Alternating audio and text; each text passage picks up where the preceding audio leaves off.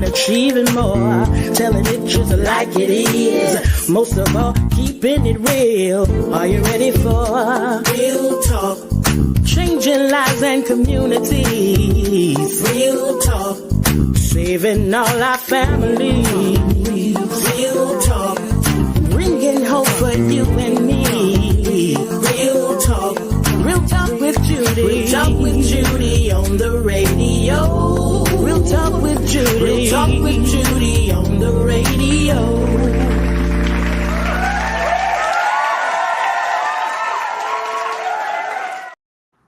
Well, hello. Thank you again for tuning in to the Real Talk with Judy live radio show. I want to thank you for giving me 1 hour to empower you, inspire you, and to build your faith, to give you information and just to educate you and make an indelible impact upon your life. I want to thank you again. Everything you want to accomplish, I always want you to remember this. Everything you want to accomplish is possible if you only believe.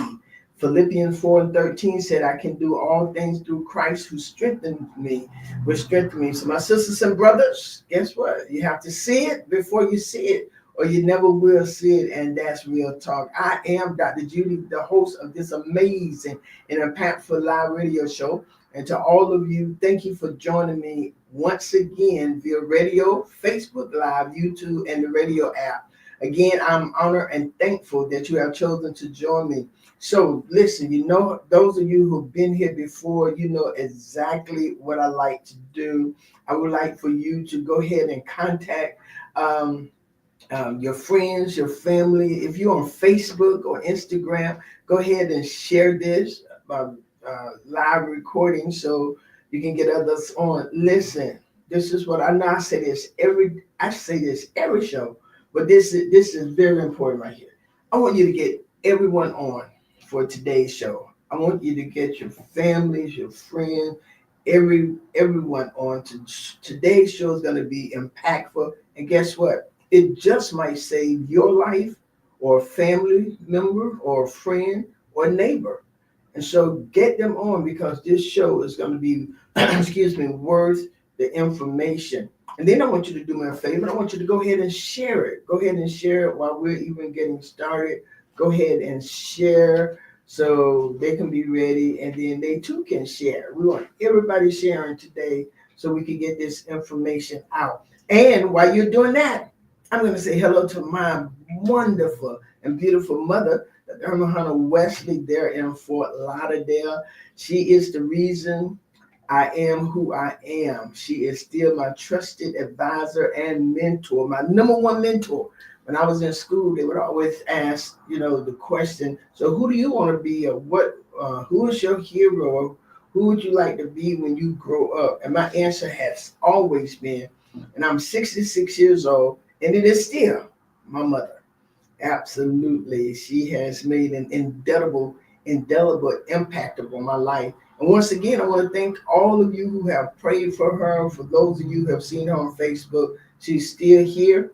And it's my time to go down there next week to be with her. And I am excited about that. And to my awesome and amazing husband, Senator Gerald Mandrell, thank you, sweetheart. I absolutely appreciate you so very much.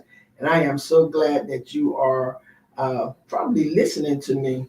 I hope you are. But he is the reason I get to do this every single day. And I just want to thank him so very much. I love that man. I love him. I love you, sweetheart. And to my amazing production team led by our marketing director, Priscilla John Louis, and her staff. Thank you again, Priscilla, for all that you do to help us be successful in this area. So today, my show is about human trafficking. And that's why I want you to get as many people as you can on here, because we're going to discuss this very important, sometimes misunderstood crime. I guess I can call it that. Crime in our world. But I have a remarkable guest who has joined me today, y'all. She's gonna help us understand so much better. She's going to help me understand so much better help us understand so much better what this is all about. The goal today is to inform and empower you, not to sensationalize or instill fear. We don't want you fearful. We're not trying to sensationalize it, but we want you to be informed, educated about human trafficking. Because, like me, some of you may have thought it was just the white van, the white dirty van with no windows, and somebody gonna run out and grab you. But my guest today is the executive director of the Survive and Thrive Advocacy Center, known as STAC. It's a nonprofit agency. She co-founded it in 2025 to assist survivors of human trafficking. Her work focuses on, and if I'm making a mistake, she's gonna correct. She's gonna correct. She's also an attorney, so she would be taking care of me today. If I mess up, she would correct me immediately. So we would not do it. I would not be giving out false information. But anyway, she's gonna correct. I said something incorrect, but she's gonna correct it. And just I saw her face, right? But her work focuses on how survivors of human trafficking can more effectively achieve support and justice in their lives. In 2014, she was appointed by the Chief Justice of the Florida Supreme Court to serve on Florida's first Commission on Access to Civil Justice until June 2020. She served on the Tallahassee and Leon County Commission on the Status of Women and Girls from 2011 to 2014, and she chaired that body from 2012 to 2014, and she is now a community partner with us in the Victim Advocacy Committee, and I'm currently a commissioner on the Tallahassee Leon County Commission on the Status of Women and Girls, and I believe that we got them listening today as well. And Robin led Florida's first task force on domestic and sexual violence from 1993 to 1998 as its executive director at the request of the United States Department of Justice. She served on the National Advisory Council on Violence Against Women. She holds both a Juris Doctorate and master's degree from Florida State University and a BA from American University in Washington. Ladies and gentlemen, I read all of that because I wanted you to know that we have a well-qualified, a very experienced, and not only that, she's very passionate about the safety, the lives, and the well-being of women and girls, actually people. And so I am honored to have with us today Ms. Robin Hassler Thompson. Welcome to the Real Talk with Judy live radio show. Thank you, Dr. Judy. It's so great to be with you. I am so honored to be sharing this space and to be on your radio show, because this show is really one of the most important ways to get information out in our community and our world. You are amazing. So I thank you for that. And I didn't have a chance to tell you this, but I grew up in Fort Lauderdale too. Did you? I did, and I left Fort Lauderdale right after high school, and then went to DC, and I hadn't been back. So we are Fort Lauderdale women. What school did you graduate from? I graduated from St. Thomas Aquinas High School. Oh, okay. I went to Lauderdale Manors and Everglades and St. Thomas, and so I have a warm spot in my heart for you, even more, knowing that we are sisters in Fort Lauderdale for sure. And I send love to your mom also, because I say the same thing. My mom's 95, and she has been the mentor, has been the guide, has been the spiritual, opening of doors for me. So I share that too. So thank you for saying all that. It just made me smile on the inside and out. And I just thank you. Thank you, Miss Robin. Your mom is 95? 95. Wow, what a blessing. My Truly. mom is 86. Wow. And my sister and my niece are her primary caregiver.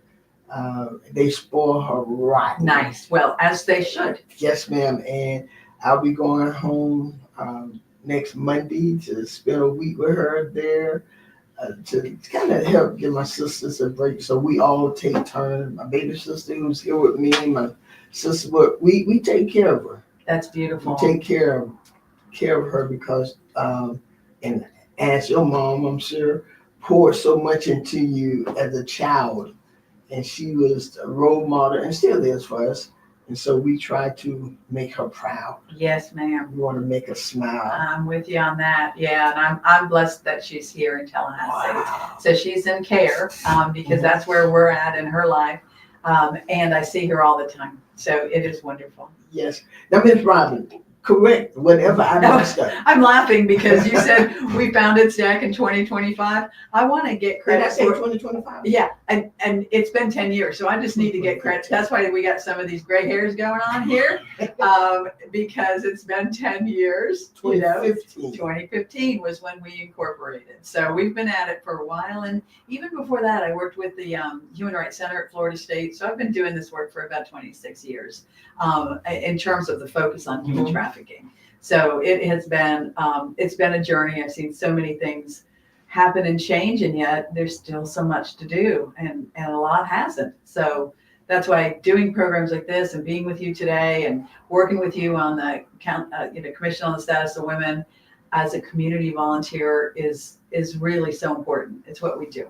It's the only way we can, as our agency works. And I'll tell you, in those 10 years, we've helped over 250 survivors directly with care. And so here in Tallahassee, and the whole surrounding area. So the 6 counties that are part of the 2nd Judicial Circuit, and with the help we do, we provide direct care. We can help people with their rent. We can help people be safe. We can buy them food. We can get them counseling and support, healthcare. So we provide direct care to survivors. Our advocate is Graciela Marquina, and Charlie Jackson is our other advocate.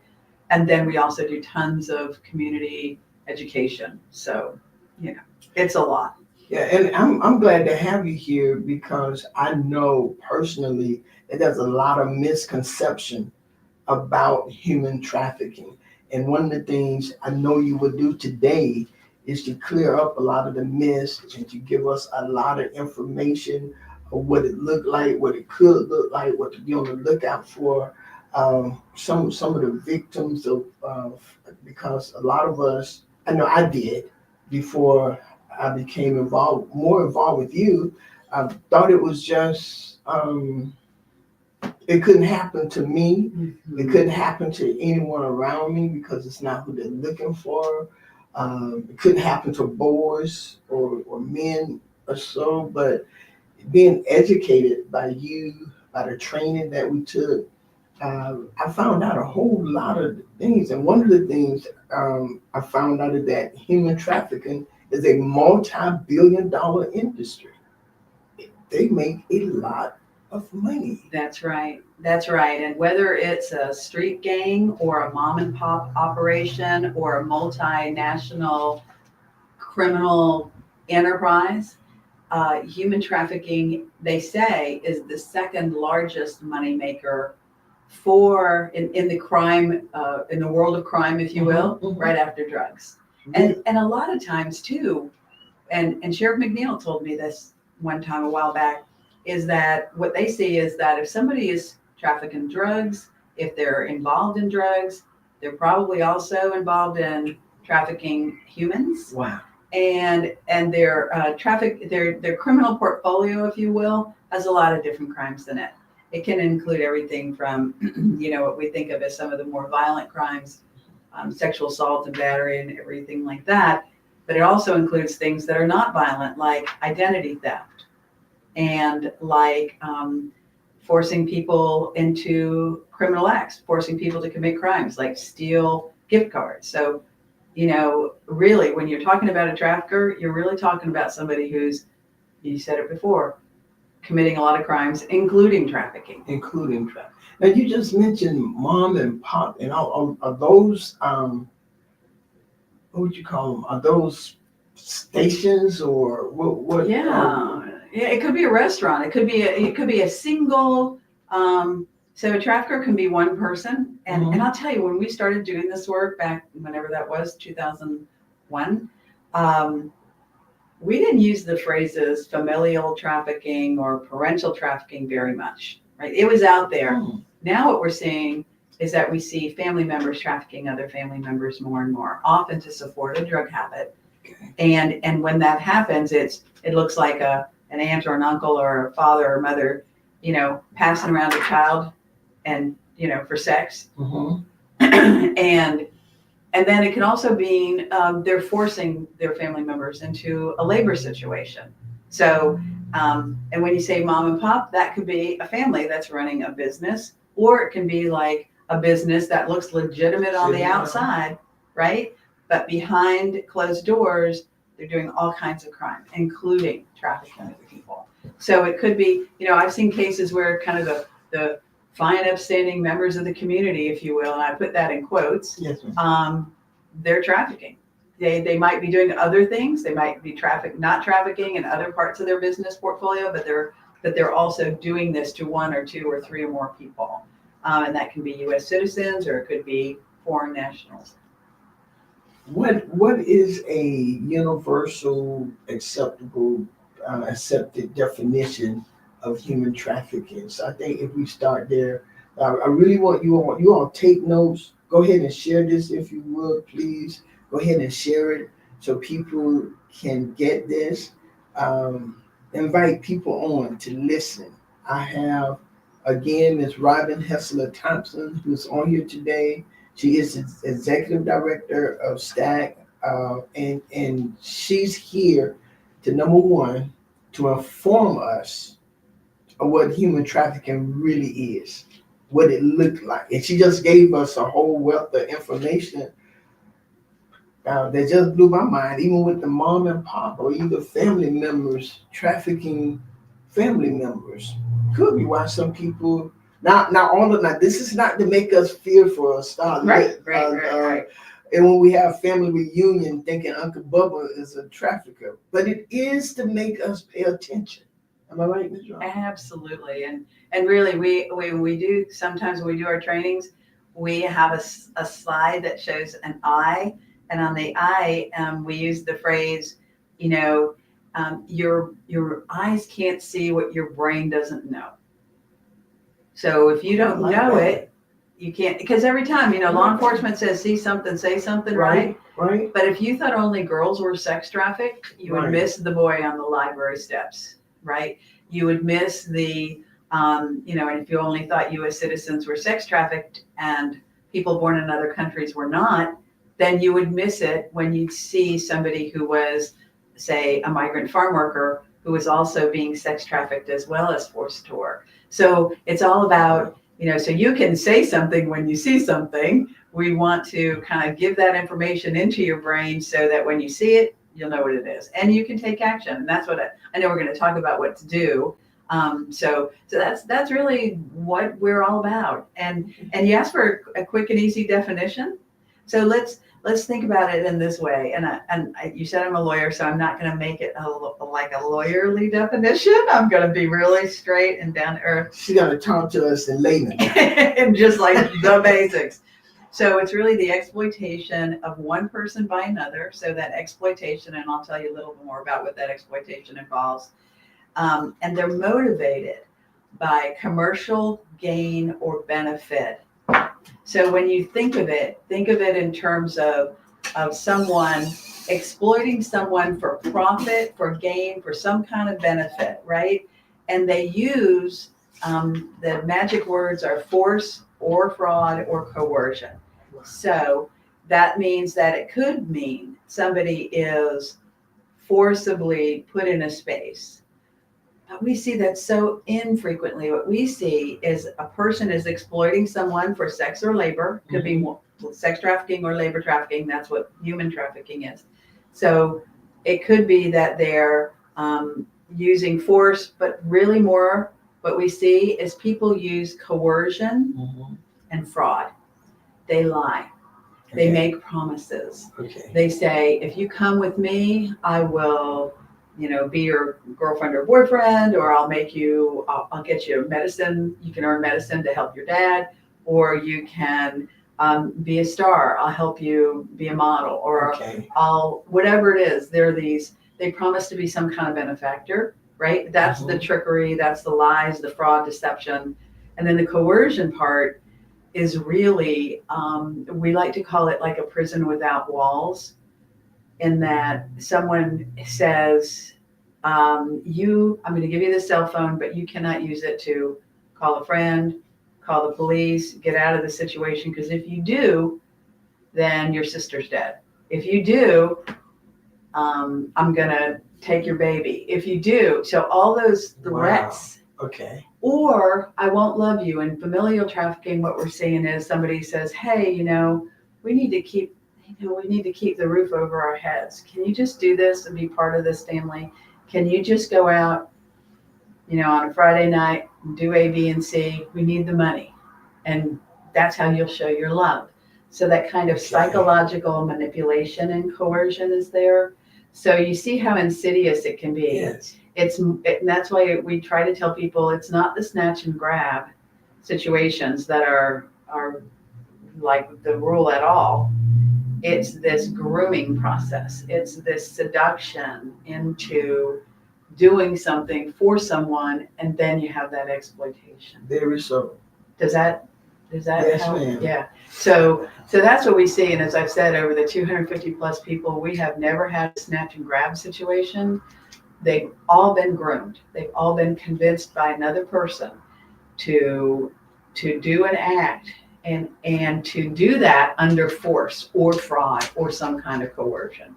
So does it takes so the grooming part, they're willing to invest the time and the effort into getting that person to trust them, because they're building trust with them, right? Right. So they're taking time, building the trust, and as you stated, it's usually a prison without wall. That was powerful. So they are I am going to do this for you. You don't have the money, but if you just do this, or do they start doing it first, like taking care of whatever they need first? They do. They take care of everyone, and it could be they have a drug habit, and they'll take care of that. And they're get grooming and groom them, get them addicted. And you're so wise to pick up that word investment.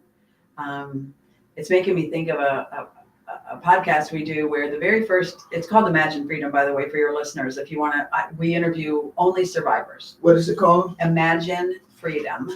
So wherever you get your podcasts, you can search for it now, but Imagine Freedom, the very first, and I thought when you said that, you knew about it and listened to it, because we talked to a survivor, and she said when she was being sex trafficked as a child, what she said, point blank, and it's so clear, she said, my trafficker invested in me. He bought me the jewelry. He bought me the shoes. He took me on trips. And she was just in her teens, right? And so this was an older guy who came in, and her parents were thinking that she was stealing all that stuff. They were saying she was a bad kid. They had no clue that she was being controlled by this older guy. And she said he was investing. He was investing his time and money. And then there's the demand for payback. So, and also by that time, who loves you? Who's going to take care of you? I just need you to do this one thing. Or you got to do this for me now because I did invest in all of this. And you owe me. Wow. So are the people who are trafficked, are they usually younger people who are in some type of dire need, or how do they get their victims? It's really anyone who has a need, who has a vulnerability that the trafficker will take advantage of. And you know what we're seeing now? Like, okay, so I'll give you some examples here locally. When we saw the epidemic of oxy, right? And people were getting more and more addicted. traffickers took advantage of that by making sure that they would tell people they could get them that drug. And when they couldn't have any other way to get it, then they were able to kind of get them into their clutches, if you will, by making sure they could get this drug. And so Wow. they pounced on that unmet need and that phenomenon of that epidemic. And one of the epidemics we have now is how expensive housing is. Mm-hmm. So what I keep sharing with people is landlords as traffickers is a phenomenon. That's a new thing. That's, at least it's something that's getting more identified. Like during the pandemic, it sort of started where a landlord would tell, say, a mom and kids, I won't evict you and you can pay the rent by performing this sex act on me. That's trafficking, because what that's doing is exploiting another person. Yes. Using coercion. The coercion is, you and your kids are going to be on the street unless you do this to me. That is actually a form of trafficking. What we're seeing here now in Leon County is because we have and all of our areas, because housing is so expensive, right? So landlords will say, for you to live here, you have to do the following. And they will threaten to call immigration. They'll threaten to call the police. They'll threaten to evict.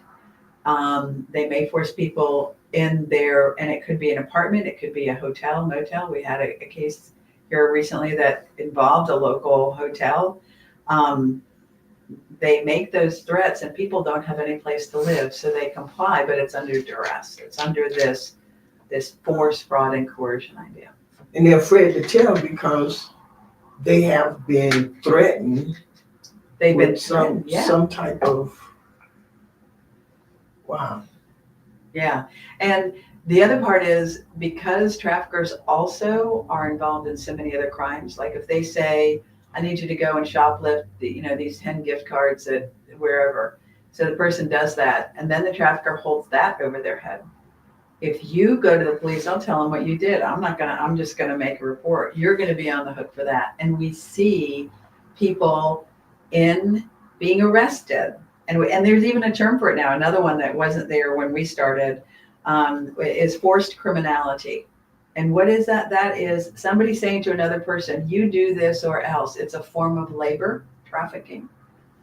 And what that trafficker will do, and this is what the literature discusses and some of the research is, they'll get like those gift cards and then they'll sell people online for sex. They'll advertise for sex. So it's actually like it can be a pretty complex operation.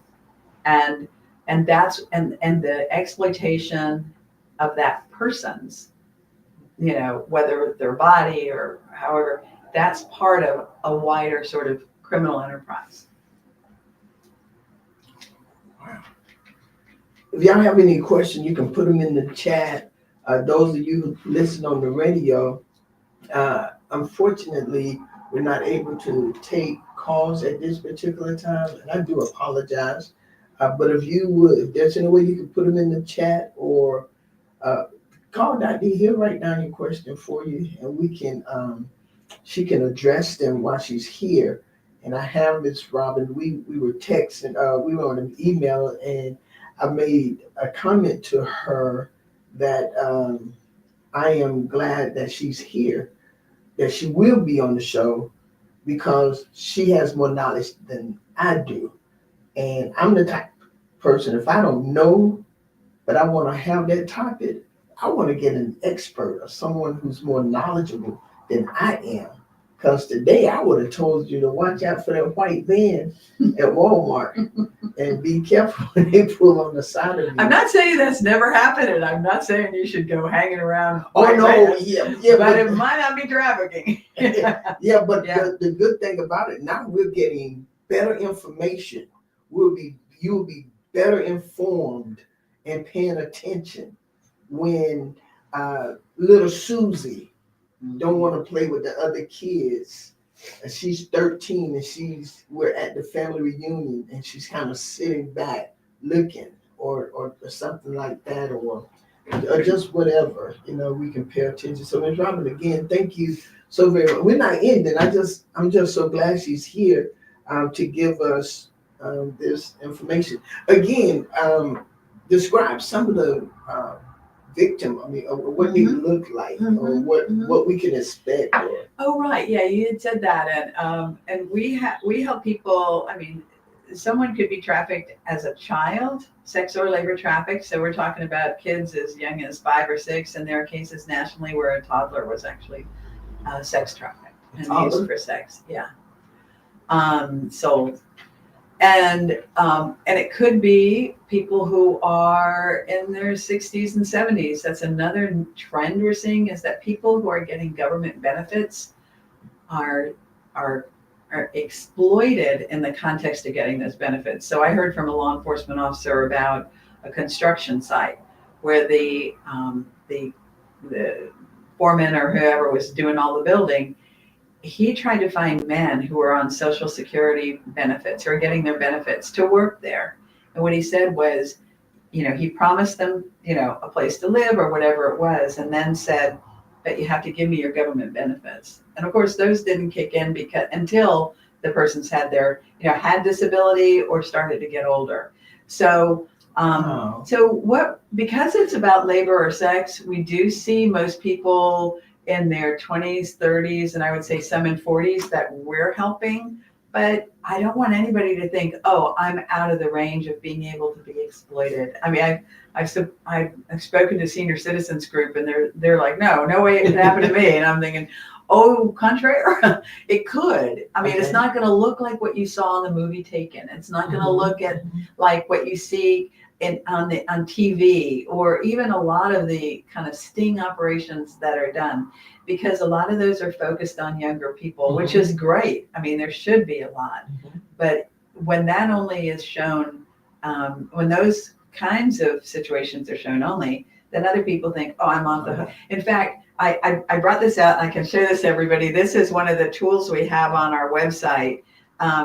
It's called Talking with Youth About Human Trafficking, and it's a resource guide for caregivers. When we worked on this, Dr. Judy, we talked to a lot of moms and dads and coaches and kids, and just trying to get a sense of, what do you think trafficking is? Do you know, one of the moms said, I don't have to worry about my daughter because she's a tomboy. She dresses in like baggy clothes all the time. And that helped us to say it could happen, because she may be the one who is, say, on the outside of a friend's group, like maybe not the most popular. So where's a trafficker going to look? He's going to go to that person who is kind of like, looks lonely, looks like she's not like with it, doesn't have connections with all these friends. She might be, anyway, you get the point. So that's why we try to get out there and say it's vulnerability. If somebody has a vulnerable, something in their life, an unmet need. And I know enough about you too to know that you've been doing anti-trafficking work forever. Every time you've helped someone who hasn't had their needs met, you've helped them to be less vulnerable to a trafficker. And that's for everybody. So that's part of our, kind of what we like to put out there and build is, we're all in this to help people who have a vulnerability to get over, past, address it somehow, so that they're not vulnerable to the kinds of come-ons from traffickers. Let's talk about technology, social media, and our little dark areas. Talk about that for a moment, Ms. Robin. Sure, and I'm so glad you mentioned that, because traffickers recruit online all the time. So it can be youth or adults. It could be somebody who is, again, thinking that they're talking to somebody who's a benefactor, who's a friend, who's someone's trying to give them a hand up, and in fact, they're trying to seduce them into a trafficking situation. So I'll give you some examples. If you have a child who's playing any kind of online gaming, right? DMs, direct messaging that happens on those, are ways that traffickers get in, posing as another 16-year-old boy, or somebody who goes to their school and starts to ask them questions like, well, so do you have any brothers and sisters? And does your mom and dad let you do pretty much what you want to do? And I think I saw you at school. Is that, and then they'll try to, again, ingratiate themselves, connect with. And it's in fact, a 50-year-old man in Russia who's acting like that 16-year-old. And then what do? Then they get that youth maybe to take a compromising picture, right? Might be a nude, might be some sort of thing. And then says, oh, I'm going to send this. I know your church group because you told me where you went to church. I'm going to send this to your church group unless you do the following for me. You got to meet me at such and such place and do what my friend tells you to do.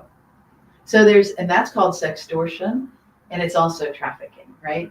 So that the online, and I'll tell you, we have a wonderful program coming up this Friday that I'll tell you about. But one of the things that I learned from our Department of Children and Families is that trafficking victims now are saying, especially youth, are saying more and more they've never been in the same room as their traffickers because it's all happening online.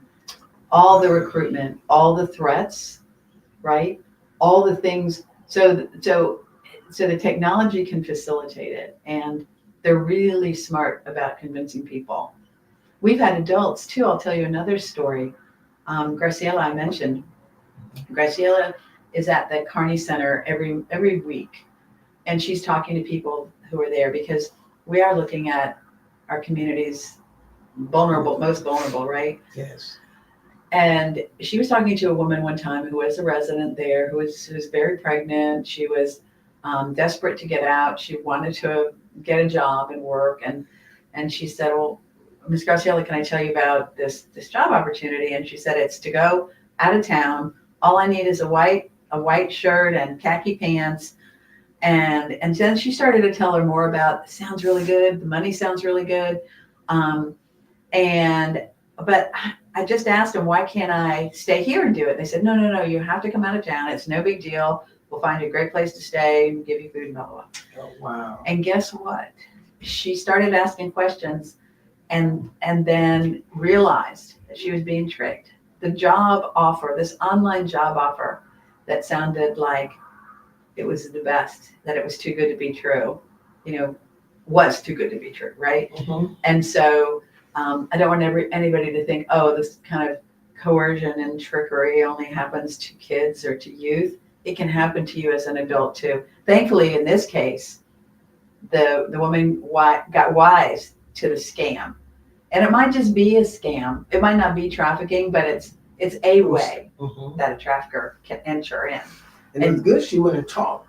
And exactly. Talk with someone, because I'm thinking they don't often reveal this, do they? No, they could only reveal a little. One of the things that this one said though, that kind of tipped her off, she goes, she said that the person said, I don't know if it was a man or a woman, but said, listen, and try to keep it quiet, because if you tell people you're going to be making this kind of money, they're going to want to know about it. And then when you start making the money, your friends and family are going to be so happy for you. So let's keep it quiet. That was like, wow, one of those things where she said, that's not right. And so when you said, I love what you said at the top, when you said we're here to inform and empower, not sensationalize and fear. So she kind of got wise through her own experience. And she told Graciela, please tell my story, because I want other people to know that this happened to me. I almost got sucked in because I was so desperate for a job. Wow. I'm about to have a baby. I wanted to make sense. I wanted to be able to do something. I wanted to get out of the Carney Center. I was so desperate that my kind of common sense clicked off. But with Graciela's help and with that's what we do at STAC. We'll talk to somebody who's at risk of being trafficked, or people who are have actually had the experience. But anyway, it was again, online technology. And I got one the other day on my STAC cell phone about to come on for a job. Totally looks sketchy to me, but my radar are way I got a satellite dish up here, not just radar, right? Yeah, so satellite dish. I don't know, but you know what I'm saying. Yes, ma'am. So, Ms. Robin, what is being done? I mean, because we know that the social media, we know that is full of danger. Thank you. Full of danger. So what is being done, or what? Yeah. And I like that question so much, because there's so much good that can happen on social media, right? You can share information that's true and everybody gets it. But there's also this kind of sensationalizing that happens. Like there was something, and I've presented recently to two groups of high schoolers.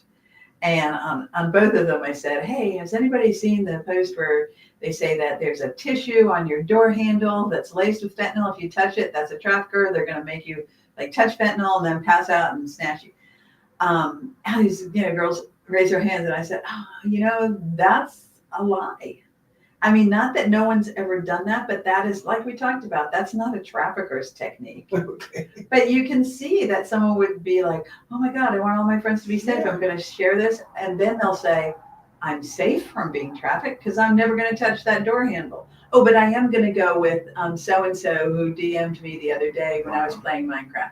So that's why we want to say those sensationalized stories, check with a trusted source. When you say what can be done, don't share. I say don't share those things that are like really sort of clicking, like, oh my God, that's so horrible. They beheaded the victim. Mm-hmm. Please, contact a trusted source. It could be us, surviveandthriveadvocacy.org. It could be the National Human Trafficking Hotline. Do that again. Okay. Write that down while okay, sure. It's Survive and Thrive, all spelled out, advocacy.org. That's the name of our website. And I'll give you our phone, 850-597-2080. And what was I going to say? Oh, and you can just call and check in. You can also look at various places and just don't share it until you see that this is a thing, right? This is a real thing. So I say that. I also like what can be done is people knowing the National Human Trafficking Hotline, mm-hmm. which is 888-3737-888. So 888-3737-888. That's a 24/7 multilingual hotline. Okay. And then you can call them up to report a trafficking case. If you think you're being trafficked, it's a place for you that you could get connected to law enforcement.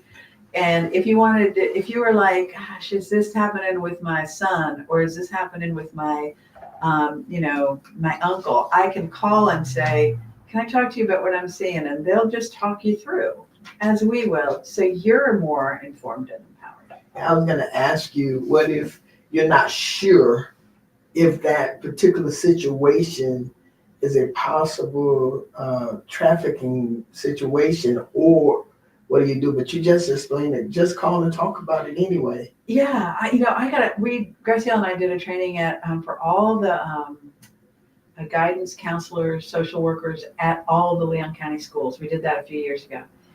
And I got a call one time from a school social worker who did just that. This is what I'm seeing. This is what we saw in terms of this child's behavior at the high school. This is what we know about the family. This is what we've seen her friends say. Do you think this could be trafficking? What should I do? And what I did was say, yes, I did. And we're not going to know for sure. You're not going to know for sure. Mm-hmm. It's okay not to know for sure. Okay. Sometimes we don't know for sure. Sure.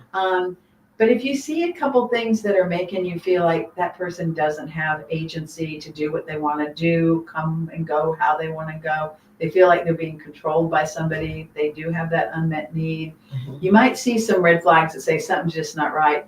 It might be trafficking, it might not, but mm-hmm. reaching out for help is the first thing. Like don't not do anything, mm-hmm. right? The other thing is if it's a child or a vulnerable adult, we are mandatory reporters to DCF. Like mm-hmm. we need to involve them. If we think a child is being abused or trafficked, and traffic is an official maltreatment from the Department of Children and Families, we are obliged to call and get that connection to services. So I think I just went off on a tangent, Dr. Judy. Yeah, that was good. I don't know.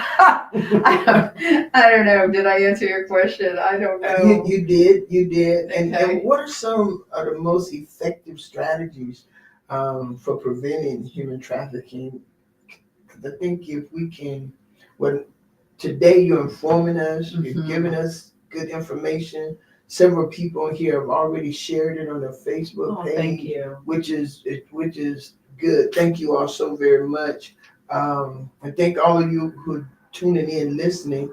those of you who will listen to this later, but we want to give us some examples of how we can prevent human trafficking, if at all. Well, I know you just mentioned a few minutes ago too, any way we can help people become less vulnerable. Yes. That's one. Yes. But what else could we do? Well, I think the road to understanding this is a long one. So we're starting down that road now. So I would say the number one thing is to continue to inform yourself and inform those around you about what trafficking is, and as we were talking about, what it is not, Mm-hmm. so that people can say, I think this is what it is, and that means going to websites like ours. It's rich with information.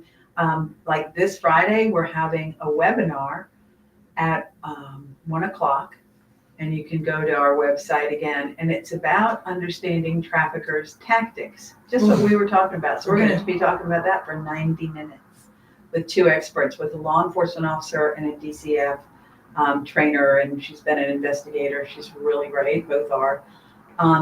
So I'd say continue on that path of knowledge, of learning, of saying it out loud. Because I'll tell you, the other thing that I've heard from survivors, and this was from a child at a high school who said, she actually said to someone she thought was a trusted adult that she was being trafficked. She didn't use that word, but she said, this is what they're doing to me. And I said, well, what happened then? And she said, nobody believed me. Oh, wow. Same high school, another child said, I know what you're saying is true because it happened to my best friend. And as I was looking at her and talking to her, there were tears coming down this teenager's face. I said, I'm so sorry this happened to your best friend. How is she now? And she said, she killed herself. And both of those cases were cases where a child in these cases came forward and was not believed. So, that's not specific to trafficking. That's specific to all kinds of child abuse and other things going on in the community. So how can you be that trusted adult for a child? How can you be that trusted friend for another adult if you're an adult? So that you are informed. And so I would say inform yourself, believe, know how to get help is the third one. And you get there by knowing the resources.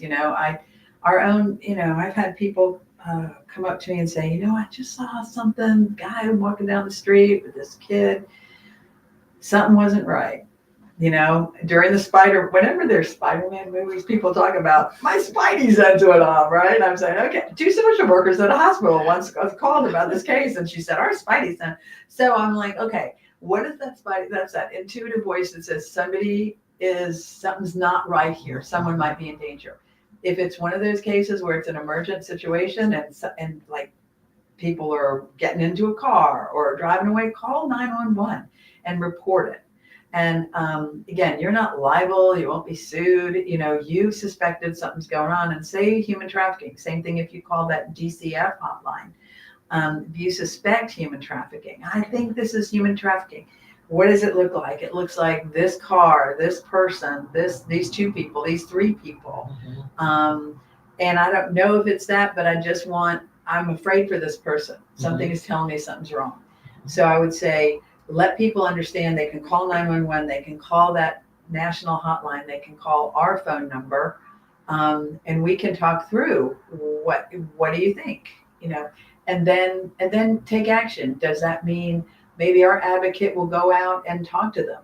I got a call once from a board member who said, something's up with the work crew out at the Publix, such and such, and told us where it was. We think that work crew could be being labor trafficked.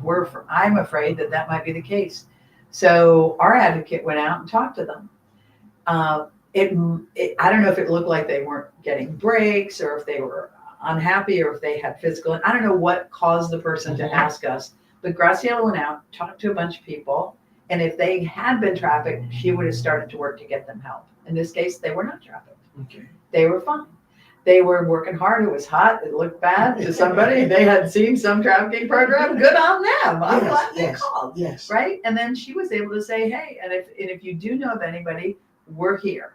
So those calls help people to not just push it aside because it's an awful, terrible reality, but to inform. So when you talk about prevention, information is number one, knowing help is available.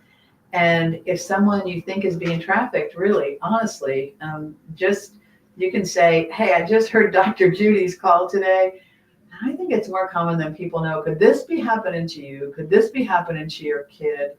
Let's see if we can find out more information, and just let's open our eyes to it and then take action of some kind. And as you just stated, if someone tell you something, err on the side of caution. Yes. And just pay attention. And maybe sometimes people don't say anything because the people don't care anyway. So let's help the best we can. Yeah. You know? So give us some more talk to us for the next 2 minutes. Okay. Oh my gosh. So I want to tell you all the hotline again. The national 24/7 hotline is 888-373-7888. And hey, can I ask people to like us on Facebook and Instagram? Okay. Yeah. So Survive and Thrive. I don't know what our advocacy.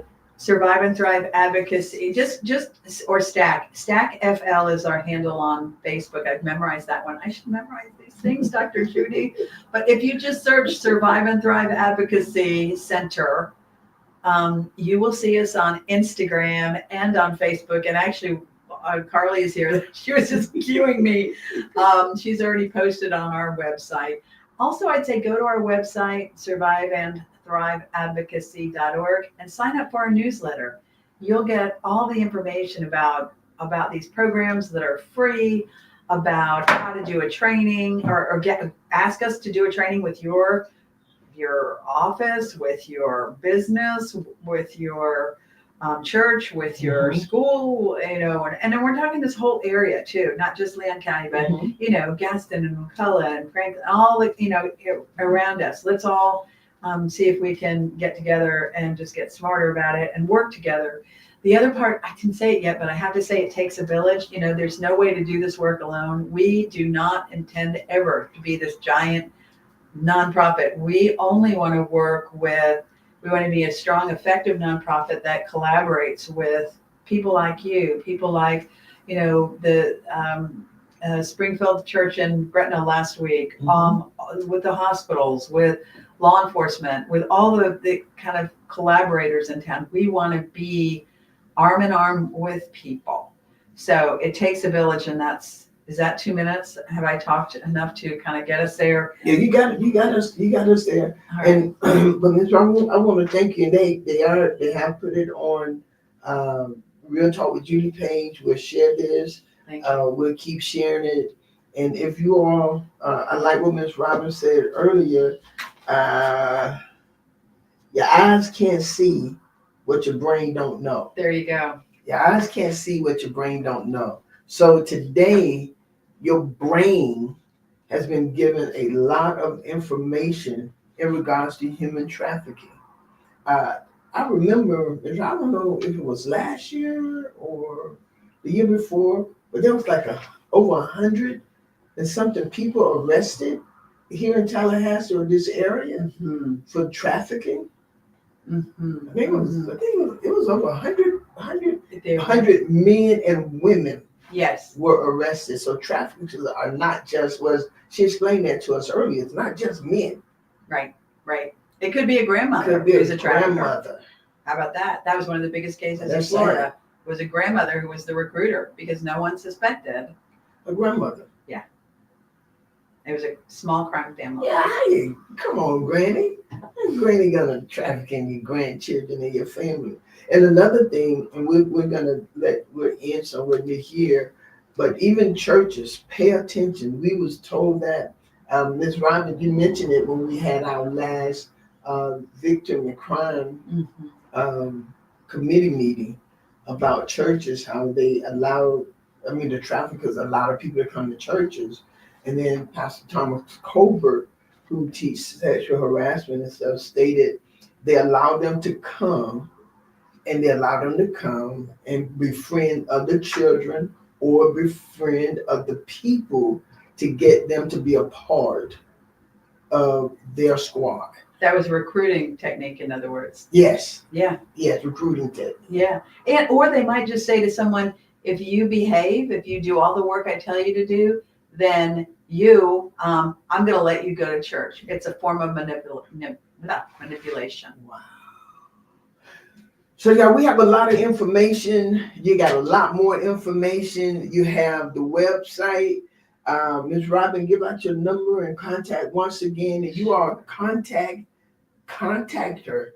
If you have an organization, anything you want her to come and speak, invite her. She will come, give good training. I have a certificate in it. Yes, you do. I do. And the information has been fantastic, and it helps you because I believe as human beings, we don't want to see anybody hurt. We don't want to see anybody exploited. I believe that's the goodness of the majority of the people in this world, that we really don't. And Tallahassee and surrounding areas, and those who are listening to me, I have people listening all the way in Scotland and Paris and all throughout the state of Florida and other areas. Pay attention. Pay attention. I don't know if Ms. Robin would come over to Scotland or not, Cindy, but I'd love to. I've never been to Scotland. I'd love to bring go. on over there. Okay, yeah, I'd let's come go. with Let's her. go together. I'd come That's with what her. I want. That's what I Okay, want. Both of us. Ms. Robert, I want to thank you so very much for this information. It has been eye-opening, very informative, and helpful. There it is. Oh, Look. thank you. Look, they put that online. This is our Friday program. This is when we're going to be talking about all those tactics of traffickers. And our training program, the one you got your certificate in, I didn't mention this exactly, but the website StackPro, StackPro.org, O-R-G. StackPro.org is an online training that people can take just whenever they feel like it. It's free. You'll get a certificate, or we can come and do it live for you as well. Okay. But that's also another way to get super grounded on what this issue looks like here in our part of the state. So stackpro.org. And also our phone number again is 850-597-2080. And I'm Robin, ROBIN, at surviveandthriveadvocacy.org. Hey, great show. Thank you, Ms. Robert, for being here. I greatly appreciate it. So, everyone, as we conclude our discussion for today, I hope we've all gained a deeper understanding of the complexity of human trafficking, its various forms, its hidden nature, and its devastating impact. While it can feel overwhelming, remember that awareness is our first and most powerful tool. So let's carry this conversation forward, remain vigilant, and support the efforts to identify, rescue, and restore survivors. So I want to thank you for your participation. Ms. Robin, again, I want to thank you for your information and your passion and what you do to help these survivors thrive. Oh, I love it. Thank you. I'm so grateful to you. I mean, you're just such a inspirational person and leader in our community. So it's humbling, and I'm very honored to be with you today. Thank you. Thank you. Hey, y'all, look, so that concludes our show today. I know it was a great show. That's all I bring, great shows and great people. So, but I want to thank you for joining me again. Share this on your Facebook page. Share it everywhere. Join me every Tuesday night at 7:30 for our virtual Bible study, Transforming Tuesday. That's our Transforming Tuesday. And those are two of our elders there, but one will be teaching tonight on Bible study, and the other will be teaching prayer point. Remember, and then join me every Sunday. Join me every Sunday for morning worship at Life Changer, 601 Mississippi Road here in Tallahassee, Florida. Our pastor, the awesome Dr. Jeremy Trail, that's my husband. So anyway, remember, human trafficking is near you. Be watchful. That's Oh, right before that, Sunday at 5 p.m., we're having Building the Whole Man One Day Conference. It is going to be powerful. It is being hosted by Pastor Jeremy Drell and the men of Life Changers Church of God in Christ. That's Sunday, June 22nd at 5 p.m. Be there. God bless you. That's Real Talk. Real talk with Judy. Real talk with Judy on the radio. Real talk with Judy. Real talk with Judy on the radio. I got